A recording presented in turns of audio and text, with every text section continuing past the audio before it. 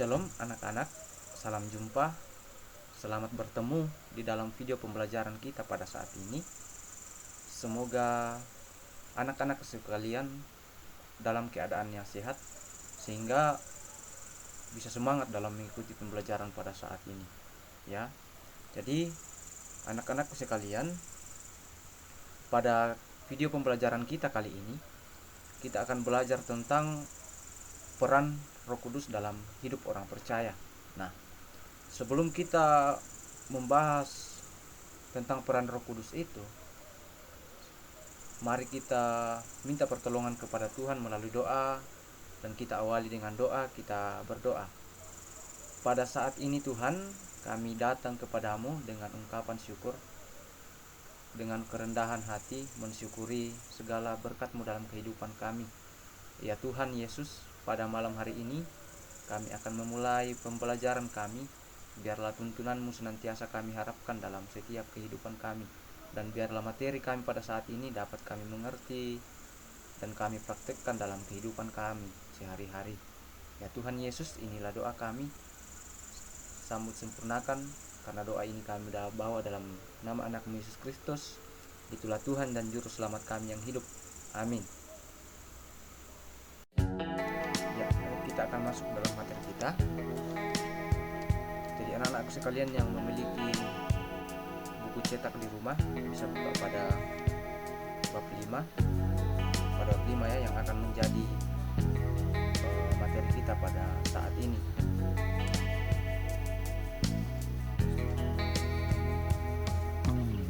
Nah, yang menjadi judul besar kita pada bab 5 yaitu Roh Kudus penopang hidup orang beriman. Roh Kudus penopang hidup orang beriman.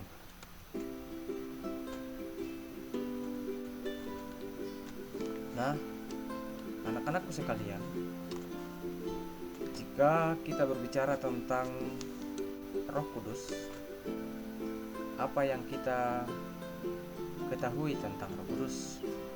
Terkadang kita mendengar Roh Kudus itu ketika kita berada di gereja, berada di sekolah, berada di rumah, dan bahkan kita biasa membaca di dalam buku-buku, terutama di dalam Alkitab.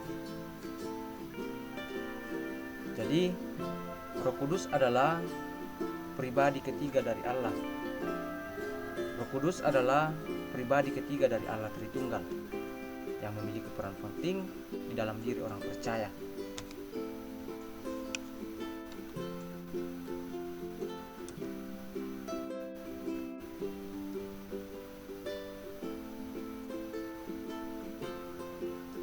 Nah, istilah Roh Kudus di dalam bahasa Ibrani, istilah Roh Kudus disebut Ruach.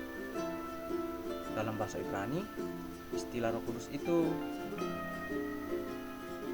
disebut Ruach. Kemudian di dalam bahasa Yunani, istilah Roh Kudus disebut Pneuma. Jadi di dalam bahasa Yunani itu, istilah dari Roh Kudus itu sendiri disebut Pneuma. Kemudian di dalam bahasa lain atau sebutan lain dari Roh Kudus, sebutan lainnya adalah Parakletos, ya, yang berarti Roh Kudus itu menghibur, Roh Kudus itu penolong, Roh Kudus itu penuntut, atau Roh Kudus itu pembela. Jadi saya ulang, Roh Kudus yang berarti penghibur, Roh Kudus yang berarti penolong, Roh Kudus yang berarti penuntut, kemudian Roh Kudus yang berarti pembela. Nah, kita sudah membahas tadi bahwa Roh Kudus itu sebagai penuntun, penolong. Kemudian pada saat ini kita akan membahas apa sih pekerjaan dari Roh Kudus itu. Kita bisa melihatnya di dalam Alkitab kita. Kita mulai dari dalam hal penciptaan. Dalam Kejadian 1 ayatnya yang ke-12 dikatakan bahwa sebelum dunia belum terbentuk dan masih kosong, Roh Allah itu melayang-layang di atasnya. Nah, itu dalam Kejadian 1 ayatnya yang ke-12. Kemudian pekerjaan Roh Kudus dengan hubungannya dengan ciptaan manusia, ciptaan terkhusus manusia, yaitu mewahyukan. Mewahyukan itu apa? Jadi mewahyukan itu berarti memberikan petunjuk kepada kita agar kita bisa mengenal Yesus Kristus, atau yang kita sebut dengan juru selamat kita. Mewahyukan dan menginspirasi bisa kita baca di dalam Petrus pasal 1 ayatnya yang ke-20 sampai ayatnya yang ke-21. Kemudian di dalam Yohanes 14 ayat 26 bahwa kerjaan Roh Kudus itu memberi penerangan dan pengertian. Memberi penerangan dan pengertian. Memberikan penerangan dan pengertian ini berarti Roh Kudus itu memberikan pengertian kepada kita ketika mungkin kita sedang tersesat atau sedang dalam jalan yang salah atau dalam menyelesaikan sesuatu. Roh Kudus itu menuntun kita, memberikan pengertian untuk keluar dari permasalahan itu sehingga permasalahan itu dapat kita selesaikan. Kemudian kerjaan Roh Kudus yang ketiga yaitu hubungannya dengan orang percaya.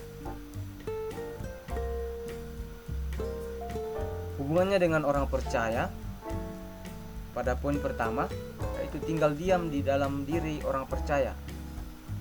Yohanes 14 ayat 16 sampai 17. Tinggal diam di dalam diri orang percaya. Ya.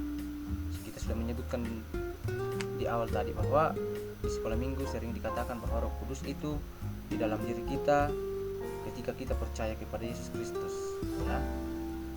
Kemudian poin yang kedua, memberi karunia roh, ya.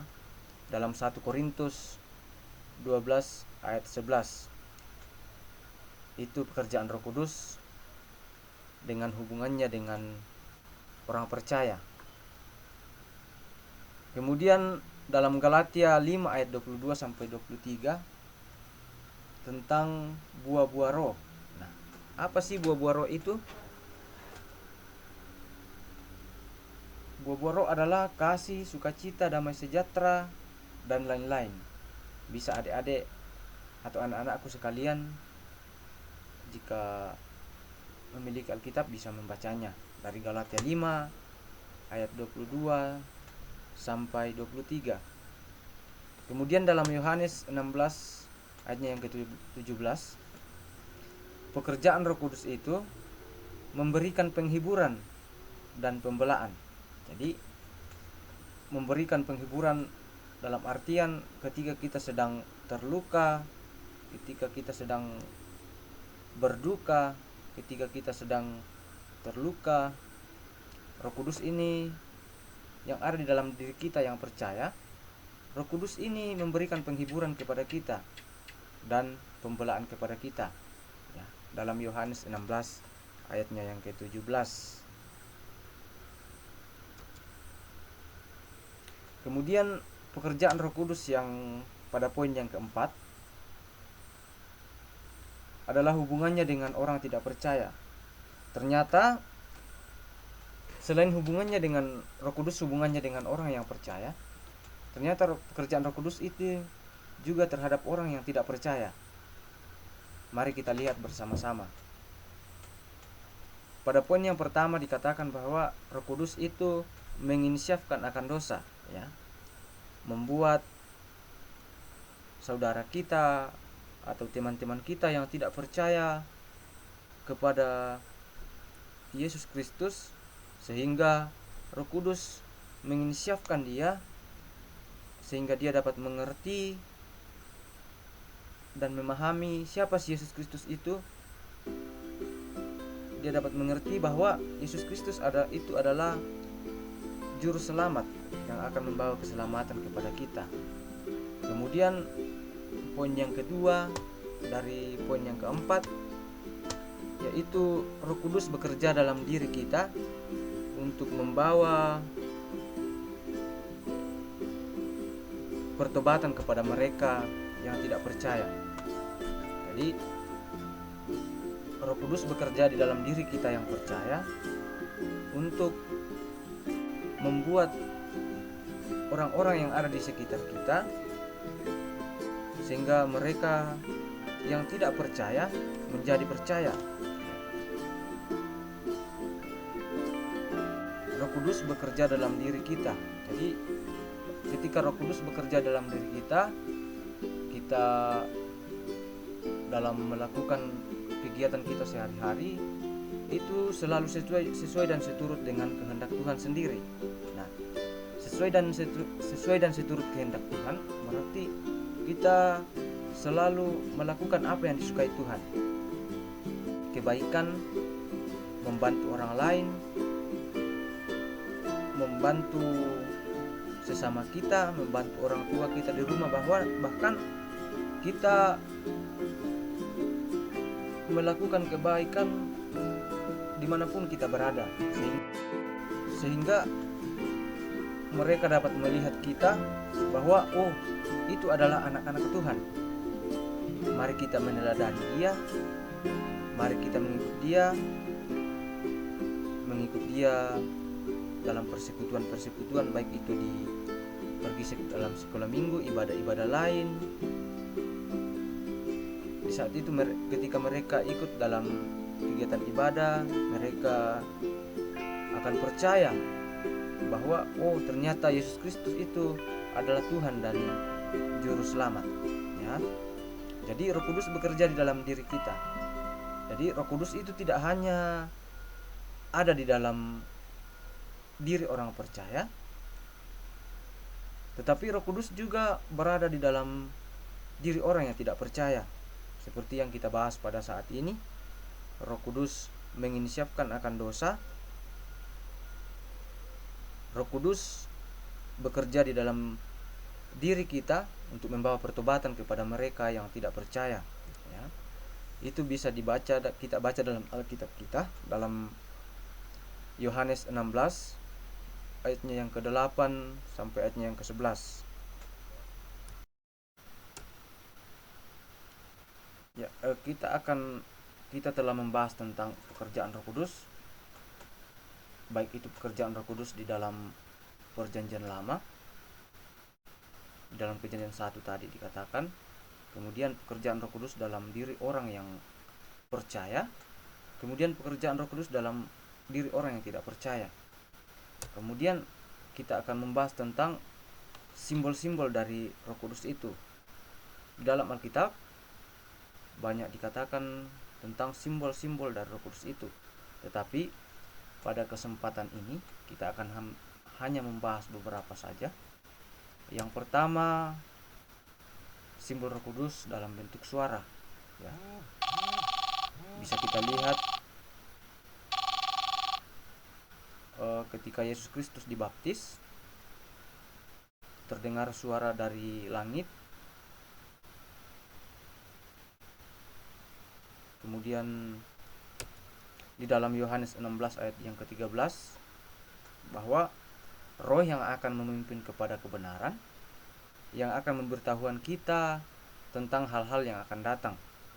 Kemudian simbol Roh Kudus yang kedua adalah angin, ya. Dalam Kisah Para Rasul 2 ayatnya yang kedua dikatakan bahwa Roh Kudus itu seperti bunyi seperti tiupan angin keras yang memenuhi seluruh rumah di mana mereka duduk, ya.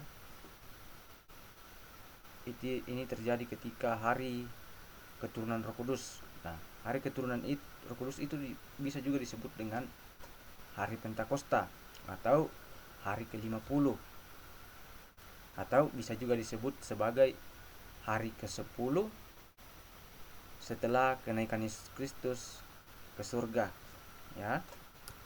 Kemudian simbol yang ketiga yang terakhir kita bahas, yaitu simbol dalam burung merpati, Ya. Jadi dalam Matius 3 ayat 16 seperti pembahasan di suara tadi, bahwa Roh Allah seperti burung merpati yang turun ke atasnya. Jadi ketika Yesus Kristus dibaptis, yang membaptis adalah Yohanes, turun dari langit seekor merpati, kemudian singgah di atas Yesus, ya.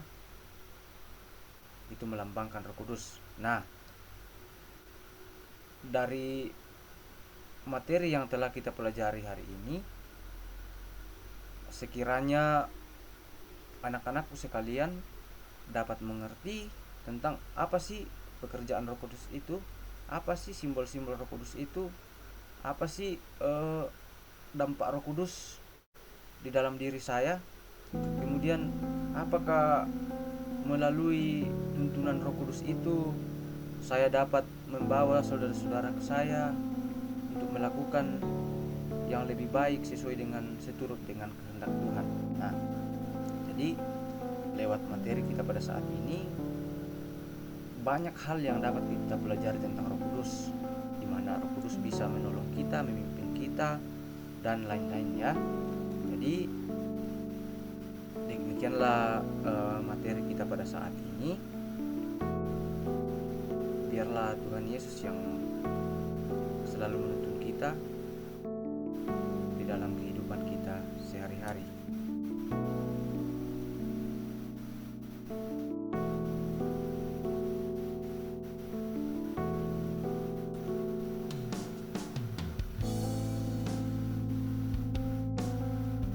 Kemudian